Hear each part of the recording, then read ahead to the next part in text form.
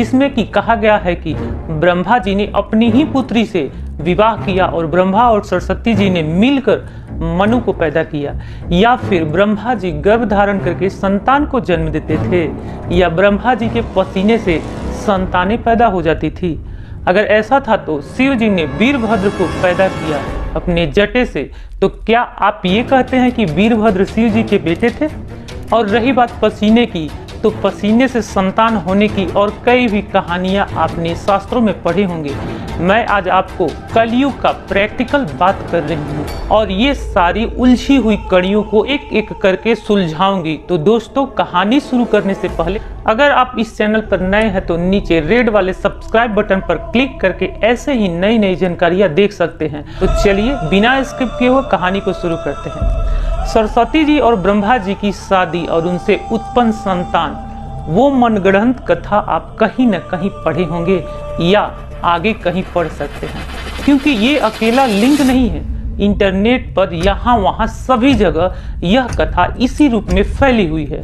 समस्या यह है कि शास्त्रों को लोग पढ़ते नहीं हैं और जो इस प्रकार की पोस्ट लिखते हैं वो पढ़ते तो हैं, किंतु बिना उसकी गहराई में जाए अपने नए नए शब्द को जो कि उचित नहीं है उस कहानी में ठूस देते हैं और उन पर नए शब्दों की वजह से अर्थ का अनर्थ हो जाता है।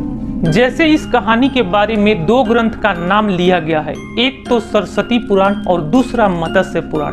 अब पहली बात तो यही फंस जाती है भाई, ये सरस्वती पुराण कौन सा पुराण है? हम अष्टादश पुराण तो सुने हैं, उनमें सरस्वती पुराण का तो कहीं नाम नहीं है।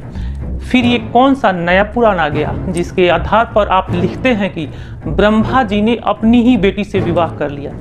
यदि हम ये समझे कि लिखने वाले ने उप पुराणों के आधार पर ये बातें कही है, पर सरस्वती नाम से कोई उप पुराण भी नहीं है।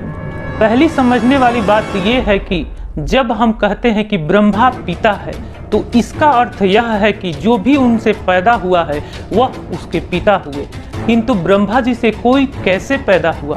क्या ब्रह्मा जी गर्भ धारण करते थे तो संतान उत्पन्न कर देते थे? नहीं, ऐसा नहीं था।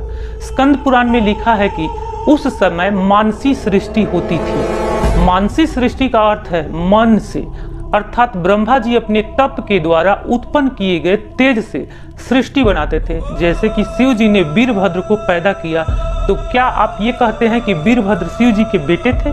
नहीं, वीरभद्र शिव जी की एक रचना थे जो उनके क्रोध से उत्पन्न हुआ था। ऐसे ही जो कोई भी ब्रह्मा जी से उत्पन्न हुआ है वो उनकी रचना है, कृति है, क्योंकि ब्रह्मा जी को सभी रचनाओं का आदि पुरुष कहा जाता है, अतः उन्हें उनकी सभी रचनाओं का पिता बुलाते हैं। ब्रह्मा जी से नारद जी, जामवंत, सनक, नंद, सनातन और सनत कुमार, भृगु, अत्रि आदि अनेक मानस कृतियां हुई, जिन्हें उनकी मानस सृष्टि अथवा मन से उत्पन्न होने के कारण मानस संतान कहा गया।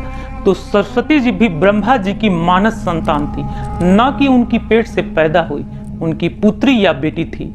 अब क्योंकि सृष्टि में जो कुछ भी था ब्रह्मा से पहले तो मात्र शिव और विष्णु ही थे और तो कोई था ही नहीं। सारी सृष्टि भी ब्रह्मा जी की ही बना रहे थे। तो जाहिर सी बात है कि यदि वो किसी से विवाह करेंगे तो उसकी भी रचना उन्हीं को स्वयं करनी पड़ेगी, जिससे उनका विवाह होगा, क्योंकि और कोई भी सृष्टि में था ही नहीं। जैसे मनु और शत्रुपा का विवाह हुआ। मनु कौन थे? जो ब्रह्मा जी का बेटा। अभी इस फर्जी पोस्ट की बात को ही मान लेते हैं। और शत्रुपा कौन थी? ब्रह्मा जी की बेटी। पर विवाह किससे हुआ? मनु और शत्रुपा में। तो अब ऐसे फर्जी लेखक कहेंगे कि भाई बहन का विवाह हो गया।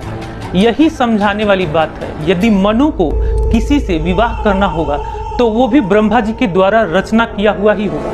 तो उस समय ब्रह्मांड में कोई और था ही नहीं, तो किससे विवाह करेगा? ब्रह्मा जी की ही रचना से नहीं करेंगे तो फिर किससे करेंगे?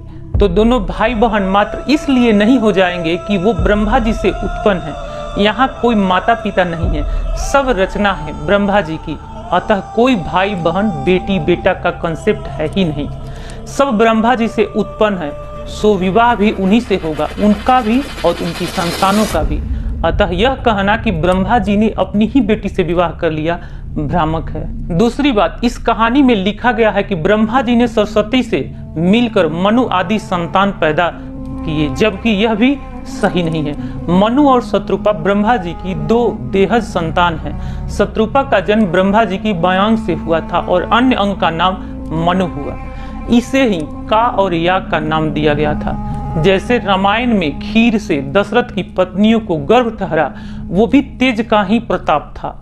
मैथुनी सृष्टि अर्थात मनुष्य और स्त्री के समागम से संतान की प्राप्ति का नियम बाद में बना, जो कि दक्ष प्रजापति ने नारद जी से नाराज होकर बनाया। उसकी कथा फिर कभी बनाएंगे। जब मनुष्य में तप के अभाव में तेज कम होता गया तो मात्र मैथुनी सृष्टि ही बची। ऐसा नहीं है कि अब बिना मैथुनी सृष्टि नहीं बन सकती, अब भी होती है, किंतु तेज निम्न यानी कि छोटा कम हो गया है। कोई तप आदि भी नहीं करता, इसी कारण सृष्टि भी निम्न कोटि की हो चुकी है। अब आज कलयुग का ही प्रैक्टिकल करके देख लीजिए। जैसे कि आप 10 दिन मत नहाइए, आपके बगल में जुए पड़ जाएंगे। उनका ना कोई माता होता है और ना ही कोई पिता, ना ही वो आपके किसी स्त्री के संयोग करने से गर्भ धारण करके पैदा होता है। वो आपके कम तेज की वजह से स्वतः ही आपके पसीने से पैदा हो जाती है। इस प्रकार यह स्पष्ट होता है कि ऐसी कहानियों में तथ्यों के बिना गहराई में जाए उटपटांग तरीके से तोड़ मरोड़ कर एक नए शब्द को घुसेड़ कर बिना चिंतन और मनन किए निष्कर्ष निकाले गए हैं और यह एक भ्रामक कहानी बनाई गई है।